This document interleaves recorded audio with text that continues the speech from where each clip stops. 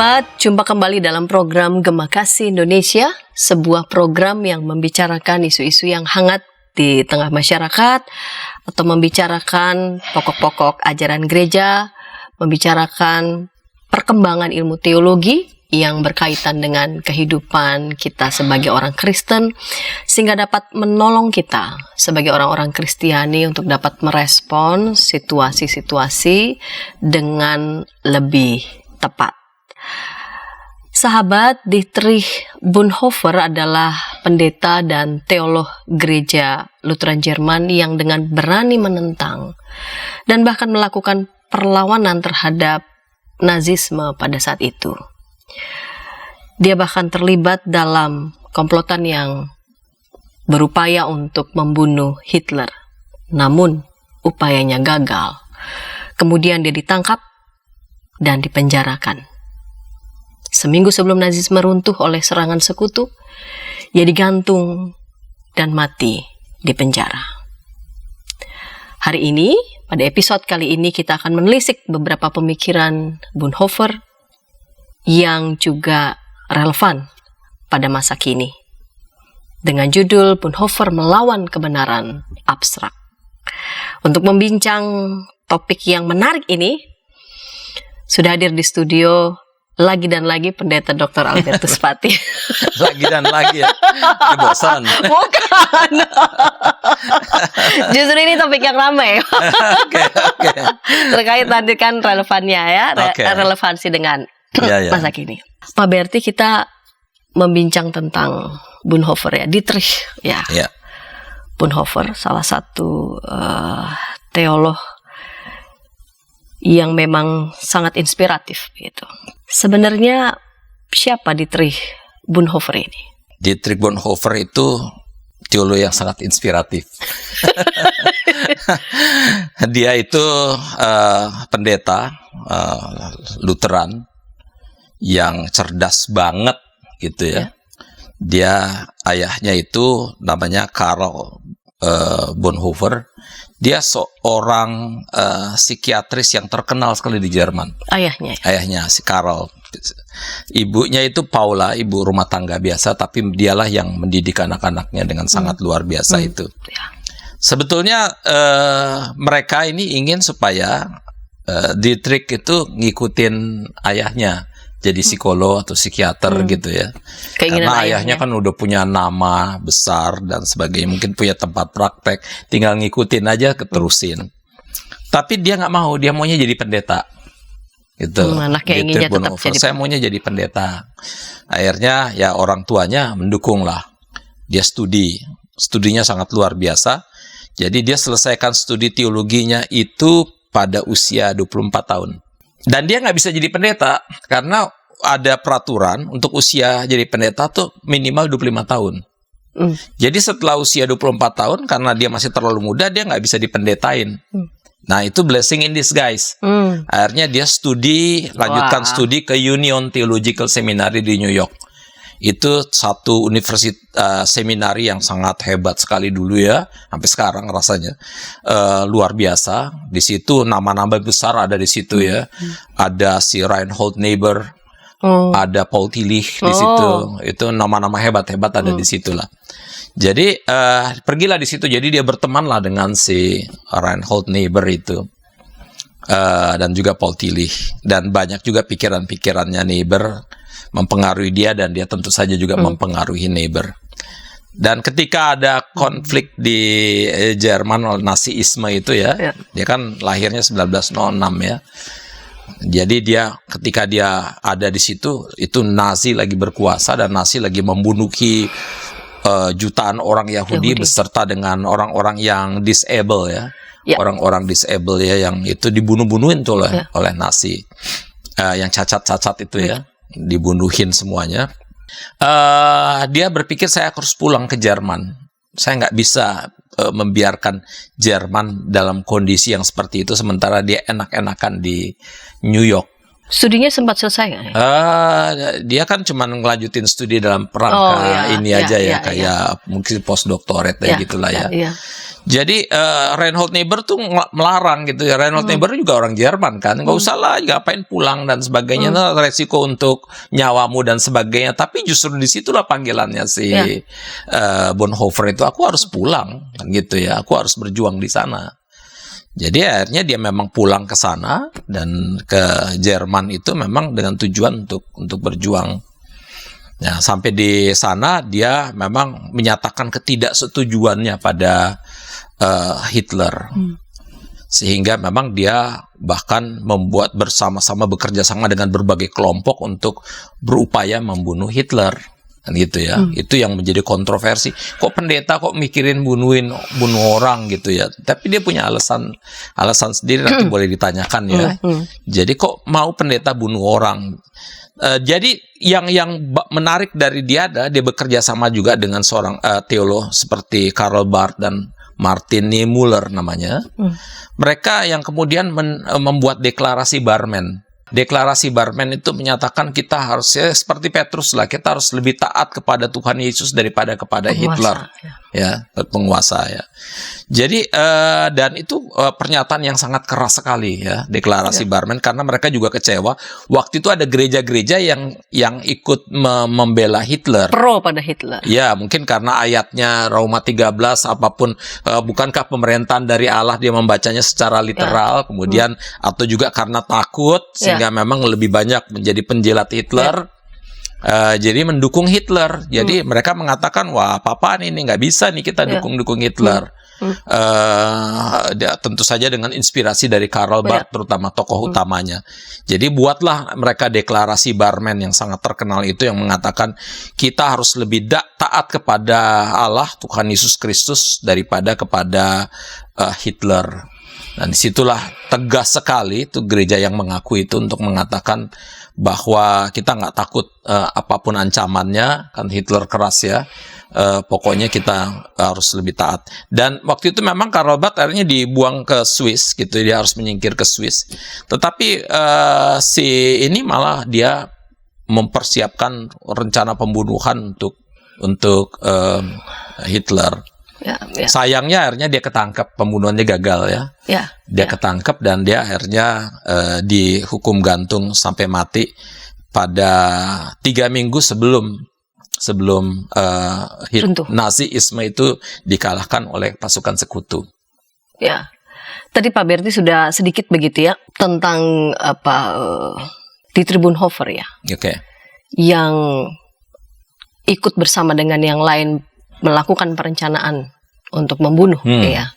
Dia teolog, dia juga pendeta. Ya. Apa yang ada di dalam benaknya begitu, sehingga tiba pada keputusan, ya, komit begitu ya, membunuh Hitler. Apakah tidak ada jalan lain? Gitu? Apakah tidak ada jalan lain untuk melakukan perjuangan, ya, sehingga sampai pada tiba komit untuk membunuh. Pokoknya harus bunuh gitu ya. Hitler. Seperti apalagi tidak ada cara lain begitu ya. Seperti tidak ada cara lain gitu. Ya, mungkin kalau waktu itu saya coba juga menggumulinya, tentu ini jadi keputusan kontroversial bagi Bonhoeffer di hadapan banyak orang ya. Seorang pendeta punya niat membunuh Hitler. Tetapi ketika saya coba menempatkan diri saya pada posisi Bonhoeffer, di mana waktu itu jutaan orang sudah mati, dibunuh oleh Hitler. Dan Hitler waktu itu sudah sangat berkuasa sekali. Dan udah jadi Tuhan lah, dia bisa bunuh orang suka-suka dia, kan gitu ya. Dan pada saat itu Bonhoeffer melihat, bagi Bonhoeffer, ini Hitler ini itu seperti supir truk yang sedang mabok. Dia berpikir gitu. Yang karena mabok, truk dia bawa kemana aja udah nabrakin orang, mati banyak. Gitu ya. Ini kalau dibiarkan saja, ini dia akan orang yang akan mati lebih banyak lagi. Ini kalau supir truk besar mabok yang nabrak sana nabrak sini dan truk tetap jalan, ini akan mati saja. Satu-satunya yang harus dilakukan adalah kita harus masuk ke dalam truk, melempar si supir itu lalu mengontrol truk itu, maksudnya mengontrol negara ya. truk itu kayak negaranya itu. Itu satu-satunya jalan, nggak ada jalan lain kecuali kita segera masuk itu supaya nggak ada korban lain. Naik ke truk itu, lemparkan si supir truk yang mabok itu keluar, lalu kemudian kita ngontrol truk itu. Nah, itu pikiran yang ada di dalam pikirannya Dietrich Bonhoeffer. Jadi kenapa dia berpikir ini harus dibunuh? Kalau dia nggak dibunuh, ini yang mati jauh lebih banyak lagi, jutaan lagi. Jadi lebih baik satu mati daripada jutaan mati, daripada kita diemin aja dengan cara ini sementara proses pembunuhan terhadap orang Yahudi dan sebagainya. Banyak orang Yahudi dibantu sama dia, ditolong sama dia ya. Jadi dia punya uang juga dipakai untuk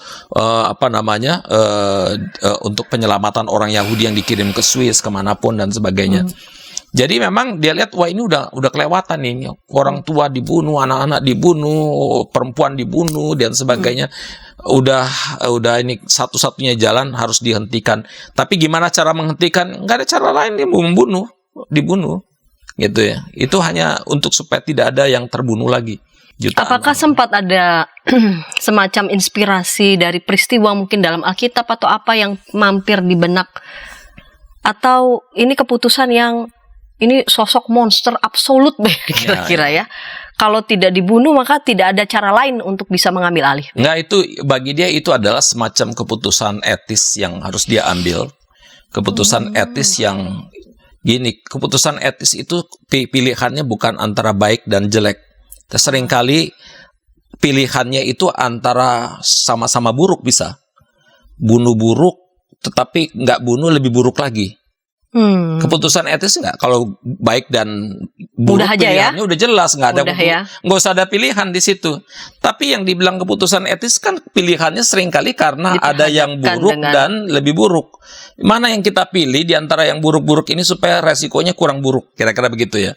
Nah, dia jadi ini keputusan etik yang dia ambil di tengah-tengah situasi pergumulan Jerman pada masa itu, masyarakat yang sudah menderita dan sebagainya. Disitulah dia mengambil satu keputusan yang cukup berani, yang kontroversial, yang boleh saja kita nggak setuju, tapi kalau kita melihat situasi yang ada, mungkin kita akan mengatakan masih bisa dipahami lah. Pada saat itu begitu ya? Iya. Pertimbangan. Mungkin sama seperti kita ketika kita berhadapan dengan satu orang yang ketika lagi jalan ada satu orang mau membunuh orang lain dan sebagainya, kita katakan stop, yuk jangan bunuh, tapi dia memaksa bunuh.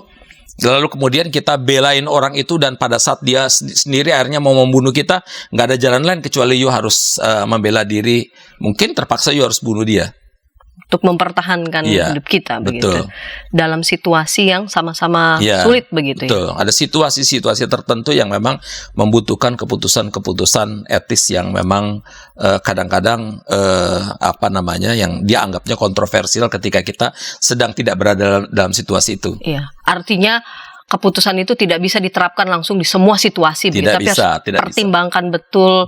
Pertimbangan yang luar biasa itu sampai memutuskan sedemikian begitu ya. Baik Pak Berti, kita mau masuk segmen kedua, namun sebelumnya kita dengarkan pesan-pesan berikut ini.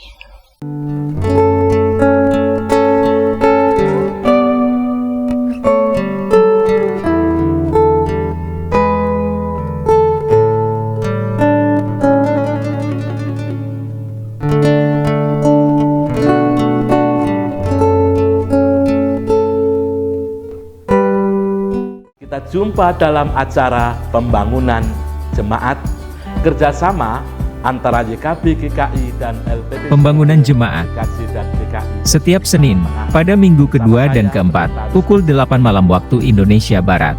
Mengapa pembangunan dapat Anda nikmati di channel YKB GKI TV.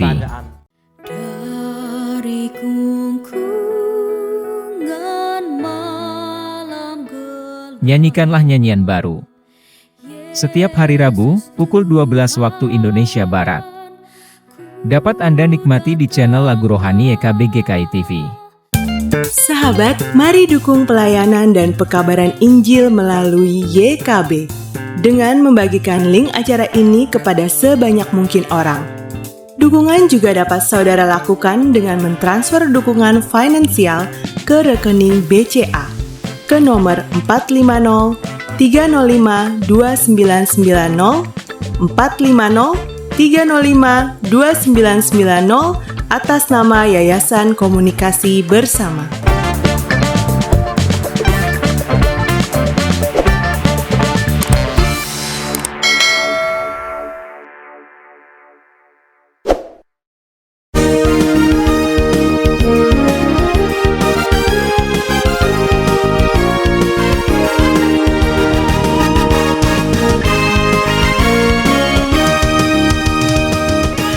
Sahabat, senang masih bersama dengan kami dalam program Gema Khas Indonesia. Pada episode kali ini kita membincang tentang Dietrich Bonhoeffer. Bonhoeffer melawan kebenaran abstrak. Saat ini kita sudah ada di segmen yang kedua bersama dengan narasumber Pendeta Dr. Albertus Pati. Pak Berti, kita lanjutkan ya Pak di segmen yang kedua ini. Niebuhr juga kan selain pendeta dia adalah teolog ya. Dia pasti juga melahirkan banyak gagasan yang dibentuk oleh peristiwa Nazisme saat itu ya. Dia teolog yang sangat inspiratif. Pasti juga ada banyak gagasan teologis yang berangkat dari pergulatannya ya dengan konteks pada banyak saat banget. itu. Ya. Ada beberapa gagasannya seperti religionless Christianity, bicara kekristenan tanpa agama, lalu cheap grace. Dengan gagasan itu Dietrich Bonhoeffer semacam disalahpahami karena konsep gagasan itu dia dituduh dekat gagasannya dengan Marxis begitu ya. Lalu kemudian cheap grace itu seperti apa, seolah-olah dia mengambil jarak sedemikian dari kekristenan. Bagaimana Pak Berti? Iya, jadi sebenarnya kalau berbicara tentang si Dietrich Bonhoeffer ini sangat-sangat menarik sekali. Peter Berger mengatakan ketika gereja atau para pendeta membawa umat ke sorga, Dietrich Bonhoeffer justru mengembalikan umat ke dunia.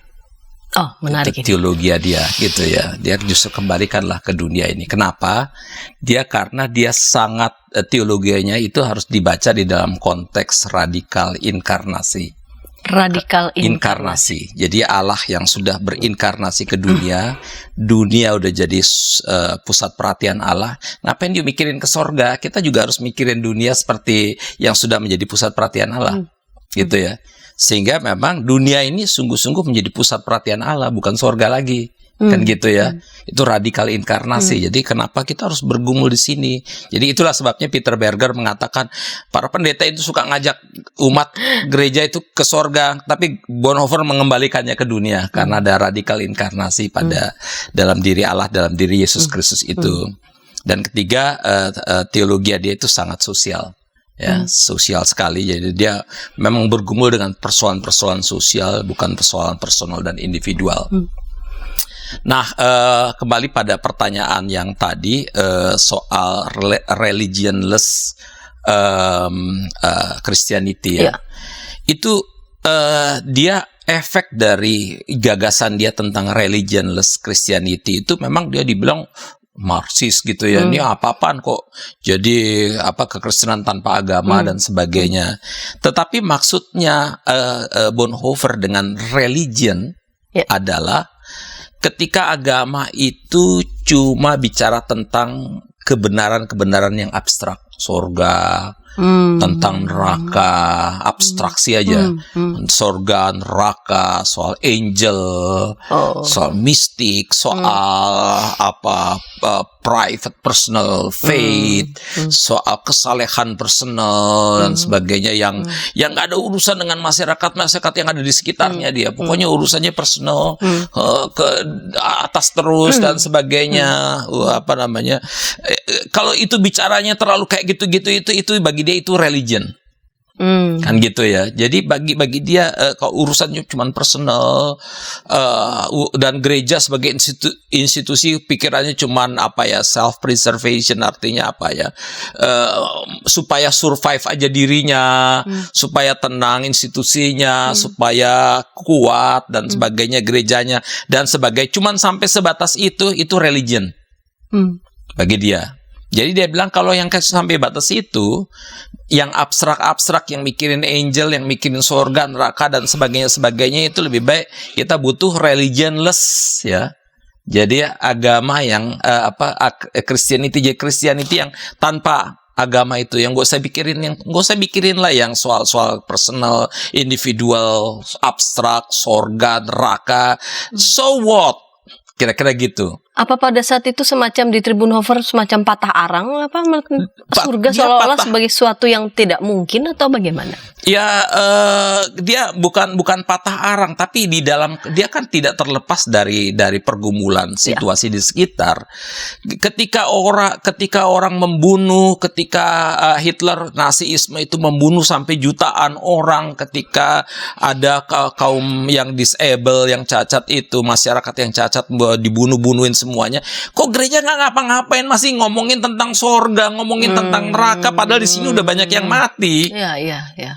Kok diam-diam aja? Kalau begitu, yuk apa relevansinya kehadiran Anda di sini? Apa relevansinya kehadiran Anda di dunia ini?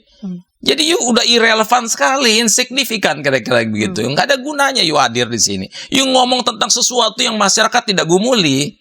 Yuk ngomong tentang sesuatu yang masyarakat tidak pusing lagi, karena mereka lagi pusing untuk hal yang lain. Kira-kira gitu. Jadi dia bilang kalau kayak begitu caranya, you cuma pikirin yang personal, sementara persoalan sosial lagi hancur-hancuran dan sebagainya. Yang kita butuhkan religionless Christianity yang bukan mikirin diri sendiri, bukan mikirin keselamatan personal, bukan mikirin sorga, neraka, dunia seberang sana, bukan mikirin menjadi manusia rohani. Tapi bagaimana? Bagi Bonhoeffer ini penting nih. You justru menjadi manusia ya, di tengah situasi yang tidak manusiawi. Menjadi manusia di tengah situasi yang tidak manusiawi. Gimana menjadi manusia yang penuh, tentu saya manusia itu manusia yang penuh cinta, manusia penuh kasih di dalam ini. Karena bagi Dietrich Bonhoeffer, manusia itu adalah dilihat dari dua hal. Pertama, ketaatan dia pada Tuhan Yesus. Dia Christ Center ya. Ketaatan dia pada Tuhan Yesus. Kedua, pikirannya tentang kehidupan bersama dengan yang lain. Sehingga dia mengarang buku yang judulnya Life Together atau gitu. Jadi kebersamaan dengan yang lain itu. Dan kebersamaan itu di dalam konteks kesetaraan. Itu bagi dia. Sehingga dia memang kelihatannya di dalam pikirannya Dietrich Bonhoeffer banyak dipengaruhi oleh pikirannya Martin Buber. Martin Buber tuh I and Do. Ya, dia berpikir sementara situasi yang dihadapi Jerman adalah I and it. Ya, orang betul-betul dijadikan benda, jadikan objek, dibunuh habis-habisan. Yang kita butuhkan adalah satu buah pembaruan di mana terjadi I and Do relationship. Kan gitu ya. Manusia harus dimanusiakan kembali. Kan gitu ya. Jadi you harus jadi manusia betul-betul untuk memanusiakan manusia yang lain. Gitu, kira-kira gitu ya. Jadi oleh karena itu pikiran-pikiran Martin Buber, mungkin ada pengaruh juga dari Marx yang melihat ini kok betul-betul menjadi orang menjadi candu saja agama ini kan gitu ya. Bisa jadi orang menganggap dia kayak seperti Marxis karena memang dia mengambil pikiran dari Marx dalam pengertian ada positifnya juga kan. Jadikan agama cuma seperti candu aja, sesuatu yang di sana sementara di dunia eskapis, ini eskapis ya? Betul. Sementara di dunia ini lagi berantakan, jadi jadi irrelevan dan insignifikan kehadiranmu, garam yang tawar yang pantas diinjak orang, kira-kira gitu. Nah, disitulah sebetulnya gagasan dia tentang religionless Christianity, supaya Christianity itu betul-betul bergumul dengan persoalan-persoalan bangsa, bergumul dengan persoalan-persoalan kekhawatiran, ketakutan, kecemasan, keputusasaan yang dihadapi oleh masyarakat itu, dan mencoba untuk memanusiakan di situ. Jadi sehingga dia bilang, udahlah, jadi Christian religionless Christianity itu. Tadi Pak Berti sempat mengatakan ya, bagi Dietrich Bonhoeffer itu manusia itu memiliki dua dimensi. Pertama, ketaatannya kepada Kristus, gitu ya. Bicara pada Kristus juga kan bicara soal penghayatan kita akan anugerah, begitu. Bagaimana dia menghayati, memaknai tentang anugerah dalam kaitan gagasannya dengan cheap grace itu? Oke, dia itu salah satu ide yang menarik yang dia sampaikan adalah cheap grace ya. Karena begini, bagi dia orang seringkali memanipulasi grace, ya, karunia Tuhan itu, ya kan gitu ya. Karena dia Lutheran kan ya, sola gratia ya. Ya. Tetapi orang seringkali memanipulasi seolah tuh Allah begitu baik, penuh kasih, you bikin dosa apapun Allah tetap mengasihi, tetap mencintai, nggak pernah luntur dan sebagainya, lu kacau balau dan sebagainya. Bukan karena perbuatan gitu ya. Betul, bukan karena perbuatanmu, oleh karena itu lakukannya sesuka-suka EDW, kira-kira gitu ya. Karena Allah akan mau mengampuni terus-menerus, memberikan kamu grace terus-menerus. Tapi dia bilang kalau yang model kayak begitu jadi cheap grace dong. Allah seolah gitu murah sekali, dikasih aja suka-suka. You brengsek kayak apa juga gua kasih, kira-kira gitu ya. Kalau gitu tuh jadi cheap grace gampang sekali. Bagi dia adalah cheap grace itu adalah ketika yang ada grace, karunia, tapi tanpa pertobatan. Karunia tanpa pertobatan. Iya, kasih karunia tanpa pertobatan, kasih karunia tanpa pengakuan dosa, ngaku nih aku dosa, aku benar-benar mau kembali pada Tuhan. Ketika kasih karunia Allah itu tetapi tanpa betul-betul berbalik untuk melakukan yang benar, gitu lah ya. Kalau terjadi kayak begitu, itu namanya cheap grace. Justru seolah karena Allah begitu penuh kasih, penuh dengan grace, karunianya itu, maka kita suka-suka apapun kita lakukan, Allah toh akan mengasihi kita, akan tetap memberikan karunia. Itu cheap grace, gak ada gunanya. Jadi kita seolah-olah malah justru kita akan memperlakukan anugerah itu dengan murahan berarti. Betul, jadi grace tanpa cross, kira-kira gitu.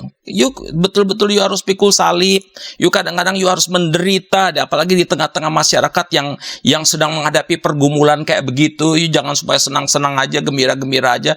Soal ini coba ikut menderita cross itu, angkat itu salib itu. You betul-betul menderita bersama-sama dengan mereka yang menderita. Itu baru grace, itu betul-betul satu grace yang mahal, bukan sesuatu yang cheap, yang murahan, yang obralan kan gitu ya, yang cuman you menikmati tenang-tenang saja dan sebagainya. Nah, jadi memang itu yang disodorkan oleh, yang dimaksudkan dengan cheap grace oleh Dietrich Bonhoeffer. Jadi jangan dari situ saya juga belajar, ternyata kita jangan sampai terlalu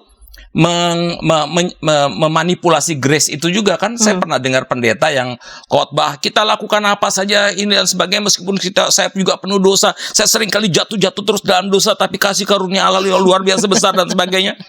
Ya enggak, kalau begitu ya orang lakukan aja korupsi, orang lakukan manipulasi, orang lakukan, Tuhan toh akan mengampuni. Kok kayak gitu ya nggak ada apa-apa dong kalau gitu. Ngapain soalnya cross ya, peristiwa cross itu salib itu jadi nggak ada apa-apa. Tidak ada maknanya malah sama sekali ya. Itu cheap sekali grace yang Tuhan berikan itu kan gitu ya, murah. Jadi sekarang justru ingat loh, you tuh harus menerima anugerah, tetapi anugerah itu bukan berarti anugerah tanpa pertobatan. You harus bertobat, you harus balik, you harus pikul salib. Itulah baru anugerah, itu anugerah yang sungguh-sungguh genuine, ya anugerah yang sungguh-sungguh real gitu ya. Anugerah dari Tuhan yang memang mahal. Justru gagasan teologis Dietrich Bonhoeffer ini berangkat dari penghayatan sangat mendalam ya. Betul. Intim sekali begitu penghayatannya pada anugerah Kristus itu. Iya, betul. Dia memang Kristus-sentrik dia. Ya, dia sangat Kristus-sentrik. Dia percaya bahwa Allah tuh berinkarnasi, Allah bekerja di tengah-tengah dunia ini. Inkarnasi tadi. Iya, sehingga memang menjadi daging dan darah itu ya. Betul. Dan Allah masih tetap bekerja. Sehingga memang Dietrich Bonhoeffer itu orang yang juga salah satunya menentang inerrancy Alkitab. Karena dia percaya Allah masih bekerja kok. Jangan terlalu menekankan tentang Alkitabnya, seolah itu inerrancy, seolah kalau you terlalu menekankan pada inerrancy ini Alkitab nggak bisa salah, nanti Allah udah mati nanti. You matikan Allah. Padahal Allah masih, you baca Alkitab, tapi juga membuka diri untuk Allah yang masih bekerja. Tadi Pak Berti juga sempat mengatakan begitu ya, ada beberapa gereja begitu yang memilih pro begitu ya, pada Hitler dengan segala macam motifnya, dengan segala macam alasannya. Lalu bagaimana pandangan Bonhoeffer tentang gereja di tengah situasi Nazisme itu? Kita akan masuk pokok pertanyaan itu di segmen yang ketiga, namun sebelumnya kita dengarkan pesan-pesan berikut ini. Tanganku dipegang. Injil dalam Melodi. Setiap hari Kamis, pukul 12 waktu Saudara-saudara, Indonesia lagu Barat. yang baru saja saya nyanyikan Dapat Anda adalah nikmati di channel referensi Bedah Lagu sebuah YKB himne GKI berjudul TV. Tenang.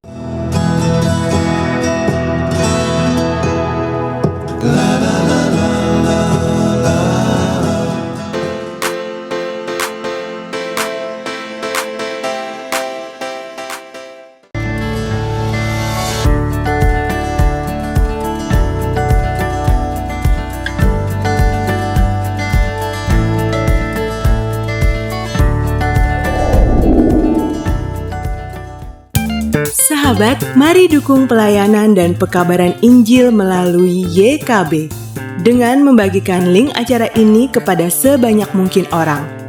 Dukungan juga dapat saudara lakukan dengan mentransfer dukungan finansial ke rekening BCA ke nomor 450 305 2990 450 305 2990 atas nama Yayasan Komunikasi Bersama.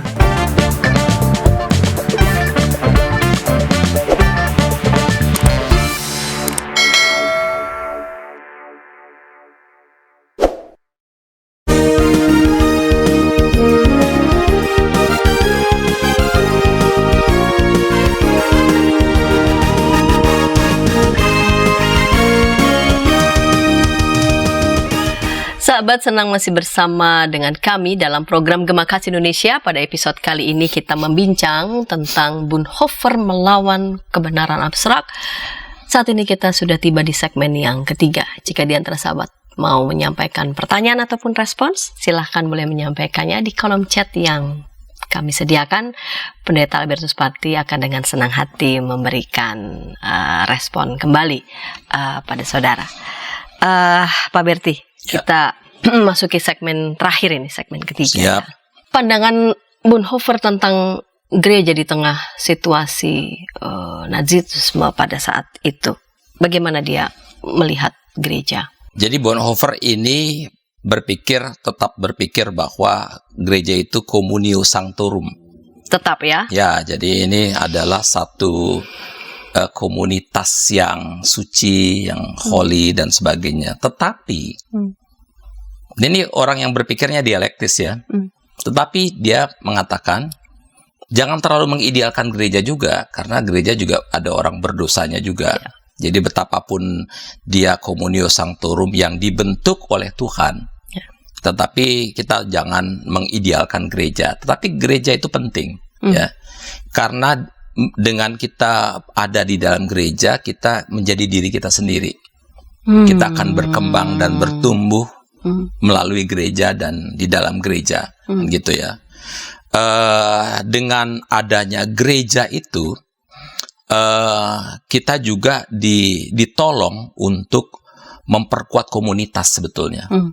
Jadi Bonhoeffer ini pada satu sisi dia, meskipun dia bilang gereja itu penting, communio sanctorum, dan dia tidak mengidealkan, tapi dia ingin mengatakan bahwa bahaya terbesar yang dihadapi gereja adalah ketika gereja itu terlalu abstrak. Bahayanya ketika gereja terlalu abstrak. Musuh terbesar dari gereja itu abstrak ya. Sesuatu ngomongnya terlalu abstrak, berpikirnya terlalu abstrak sehingga memang betul-betul tidak ada relevansinya bagi kehidupan ya di dunia di mana mereka berada. Karena bagi Bonhoeffer, gereja itu seharusnya dia ikut membangun komunitas luas. Dia orangnya berpikir sangat penekanannya pada komunitas ya. Iya. Gereja itu Gemeinschaft gitu ya, satu persekutuan yang erat, yang akrab dan sebagainya. Sedangkan masyarakat sosial itu Gesellschaft itu ya lebih besar. Lebih Tetapi luas. fungsi dari gereja adalah menjadi semacam perekat di dalam konteks yang lebih luas ini ya. Dia nggak sendiri. Dari itu Bonhoeffer itu orang yang sangat anti pada sektarianisme. Oh. Dia nggak mau gereja menjadi gereja yang sendirian, gereja yang mengisolasi diri, gereja yang nggak peduli dengan masyarakat di sekitarnya. Gereja harus menjadi gereja yang sosial, yang berinkarnasi seperti Yesus di tengah-tengah dunia ini, di tengah-tengah kekhawatiran, di tengah-tengah pengharapan, di tengah-tengah ketakutan, di tengah-tengah keputusasaan. Nah, gereja di situ harus terlibat betul-betul. Tidak mengasingkan diri, tidak menjadi sektarian, tidak mengeksklusifkan diri. Karena kalau gereja sampai mengeksklusifkan diri atau menciptakan sektarianisme yang kemudian memilah-milah masyarakat atas nama misalnya terang versus kegelapan, atau anak Tuhan versus anak setan dan sebagainya, gereja nggak menyumbangkan apa-apa bagi dunia ini, terutama bagi di tengah-tengah masyarakat yang sedang membutuhkan membutuhkan penyembuhan, kira-kira gitu ya. Oleh karena itu Bonhoeffer sangat menekankan sekali lagi komunitas. Bagi dia, seluruh manusia ini hidup di dalam keterhubungan yang luar biasa. Kita semua hidup bersama dengan yang, kenapa jadi mengatakan tentang I and thou tadi ya. Kita semua ada di dalam keterhubungan, itu kan relationship ya, Martin Buber. Tapi relationship yang luas, di mana kita semua harus menjadikan kita menjadi manusia karena kita hidup di dalam komunitas, tapi kita juga memanusiakan yang lain karena mereka juga hidup di dalam komunitas yang bersama dengan kita. Gitu. Oleh karena itu penekanan dia bukan pada individualistik atau pada personal orang Kristen, juga pada sesuatu yang abstrak, surga, neraka dan sebagainya. Hey gereja, you harus balik ke dunia, bergumul dengan situ untuk menciptakan dunia yang lebih baik untuk semua. Tapi bukankah dengan terlibat dalam di dunia, kemungkinan kita juga akan campur dengan dosa? Betul. Jadi mungkin saja ada sebagian begitu orang Kristen, ya kita ini sudah orang berdosa. Kalau kita terlibat, maka kita akan terlibat juga dengan kemunafikan, dengan korupsi, begitu ya. Ya kita mesti hindari begitu.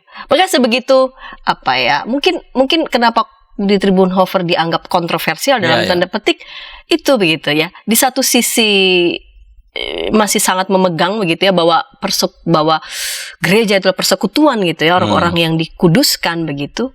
Tapi bagi dia gereja juga harus terlibat dalam dunia. Di satu sisi dikuduskan, tapi di satu sisi juga kamu terlibat dalam intrik-intrik itu begitu. Bukan menghindari, justru you mesti masuk ke dalam untuk mengubah itu, membaharuinya. You kan tetap harus masuk ke dalam situ untuk melakukan perubahan, untuk melakukan pembaruan.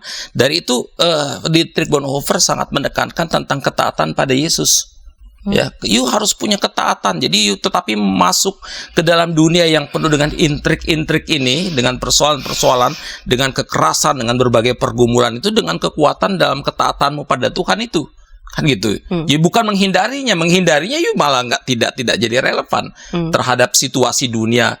You juga nggak nyelamatin apa-apa dah kalau ketika, karena you tidak berinkarnasi, kira-kira begitu. Dan menyelamatkan diri sendiri. Itu dia. You harus berinkarnasi, you harus masuk ke dalam di situ, ke dalam persoalan-persoalan umat manusia dan dunia itu, tetapi di dalam ketaatan. Dari situ you harus bahkan melibatkan diri di dalam konteks modernisasi. You harus melibatkan diri di dalam konteks pergumulan-pergumulan sejarah, pergumulan politik, pergumulan ekonomi. You harus melibatkan diri dengan semuanya, tetapi tetap di dalam ketaatan. Jadi oleh karena itu bagi dia adalah you harus tetap di dalam ketaatanmu itu selalu berpikir bagaimana memberikan kontribusi yang baik di tengah-tengah dunia yang sedang berjalan dengan segala kekacauannya itu. You nggak boleh tarik diri, nggak boleh sektarian, nggak boleh benci kemudian masa bodoh. You harus benci masuk, you harus masuk ke situ untuk mengubahnya, untuk membaruinya, untuk menjadi memanusiakan manusia, kira-kira begitu, supaya terjadi relasi-relasi I and thou di tengah-tengah, bukan relasi I and it, di mana orang yang satu mengeksploitasi yang lain, menindas yang lain, membunuh yang lain, tetapi sebaliknya you hadir untuk menciptakan relasi-relasi I and thou di mana semua orang saling memanusiakan. You dimanusiakan, pada saat yang sama you sedang memanusiakan orang lain. Gitu. Itu satu situasi di mana yang menjadi tugas dan tanggung jawab bagi gereja. Gereja nggak bisa sembarangan lalu kemudian masa bodoh, apalagi kemudian celakanya adalah kemudian gereja berpikir cuma untuk mikirin membawa umat untuk ke sorga saja. Ngomongin hal-hal yang yang tidak jadi pergumulan mereka, gitu ya. Kalau begitu untuk apa gereja ada bagi Bonhoeffer? Untuk apa gereja ada ketika you ngomongin sesuatu yang tidak diomongin oleh umat, yang tidak yang umat juga sedang menangis, you nggak omongin. Umat lagi mati, you tidak omongin, tidak menggumuli itu semuanya. Untuk apa you hadir di situ? Gitu ya. Jadi you harus terlibat di situ, you harus berinkarnasi. Jadi tantangan untuk gereja sekarang ini adalah bergumul bersama dengan pergumulan umat. Betul. Tapi untuk sampai di situ, bagi Bonhoeffer tantangan paling utama gereja adalah justru jangan sampai dia terjebak pada abstraksi. Dia ngomong kebenaran yang abstrak, gitu ya. Kebenaran yang gak jelas, yang cuma di awang-awang, sorga neraka, apa sih hubungannya dengan kita, kan gitu ya. Tapi bukankah ide-ide kebenaran memang kan kita harus berpaut pada ide-ide yang di atas? Boleh, ide yang di atas silakan you bicarakan, tapi itu bukan menjadi penekanan, karena ide yang di atas itu mestinya mendorong Anda untuk justru oleh karena aku, istilahnya gini, aku bukan warga negara sini, aku warga negara kerajaan Allah, oleh karena itu aku harus masuk ke sini untuk memperbaiki ini, bukan kemudian aku mau balik ke sono. Kan gitu. Karena aku orang sana, aku ke sini yang diutus untuk berinkarnasi, untuk fix the problem. Bukan, karena aku bukan di sini, aku nggak peduli, aku eskapis tadi ya. Aku mikirin sana aja, aku pusingin sana. Toh aku bukan warga negara dunia ini, kan ada yang begitu. Iya, kan hanya numpang saja. Nah, celakanya kan lebih celaka lagi kalau ada pendeta-pendeta yang ngomong kemudian tenang, kalau kamu menderita, penderitaanmu sekarang tidak sebanding dengan kemuliaan yang kau dapatkan di surga sana. Itu yang membuat agama menjadi candu, katanya si Marx. Jadi itu yang membuat si Bonhoeffer mengatakan ini memang kita membutuhkan religionless Christianity nih, karena agama-agama terutama kekristenan udah menjadi semakin irrelevant dan insignifikan. Itulah sebabnya kenapa dia bersama dengan Karl Barth, dengan si Martin Niemöller itu kemudian kita harus membuat gereja yang mengaku Yesus Kristus harus kembali, kita ini bahwa kita lebih taat pada Yesus Kristus daripada kepada pemerintah, daripada kepada siapapun, dan kita betul-betul dalam ketaatan kita pada Yesus Kristus, kita berjuang untuk melawan Hitler, untuk membela mereka yang ditindas dan diperlakukan tidak adil. Jadi keputusannya jadi sedemikian radik seperti itu ya. Betul. Karena inkarnasi itu buat dia tuh penting sekali. Betul, sangat. Ya, kan gereja-gereja kita banyak yang tidak berinkarnasi kan. Artinya dia cuma di dalam saja dia bicara tentang inkarnasi, tapi dia sendiri nggak pernah diinkarnasi karena dia berada di dalam tembok-tembok gereja.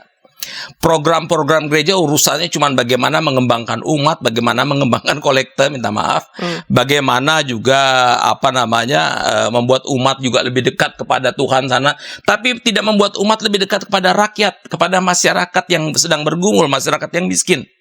Kan gitu. Berapa anggaran gereja yang untuk mereka? Betapa susahnya uang yang dikeluarkan untuk gitu.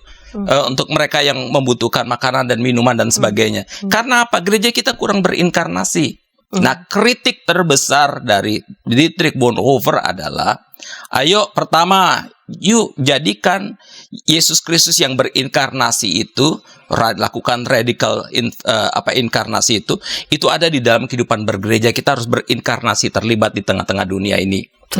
Betul-betul melibatkan diri. Kedua, jangan berpikir yang abstrak. Ini di tengah-tengah dunia yang real dengan segala macam persoalan, kita harus menggumulinya sungguh-sungguh. Kita harus melibatkan diri sungguh-sungguh supaya kita betul-betul menjadi relevan. Dan ketiga adalah udahlah, nggak usah mikirin terlalu banyak tentang sorga neraka sekarang, karena you udah berinkarnasi, Yesus sudah berinkarnasi, di mana bukan sorga yang dia pikirin tapi dunia. Marilah kita juga bersama-sama dengan Yesus mikirin dunia, gitu loh. Jika Tuhan jadi saja mencintai dunia, mengasihi dunia, mengapa kita menjauhinya? Mencintai sorga.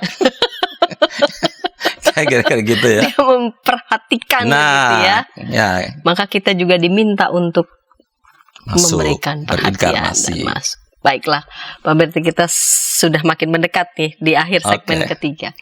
Adakah yang ingin lagi Pak Berti sampaikan, tegaskan, tambahkan ya berkaitan dengan gagasan di Tribun Bonhoeffer dan kaitannya dengan kehidupan gereja? Iya, sahabat YKB, pada akhirnya dari di Tribun Bonhoeffer kita belajar bahwa toh gereja itu hanya menjadi gereja ketika dia sungguh-sungguh menggumuli persoalan, tantangan, masalah yang dihadapi oleh umat manusia dan dunia ini di dalam kekhawatiran, ketakutan, kecemasan, dan keputusasaan mereka, serta di dalam pengharapan-pengharapan mereka.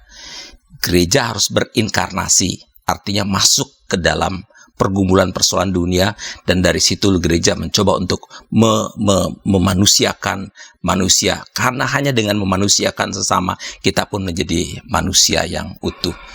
Tugas kita bukan untuk menjadi manusia rohani tapi tugas kita adalah menjadi manusia yang sungguh-sungguh penuh cinta. Baik, terima kasih Pak Berti, Pendeta Albertus Pati.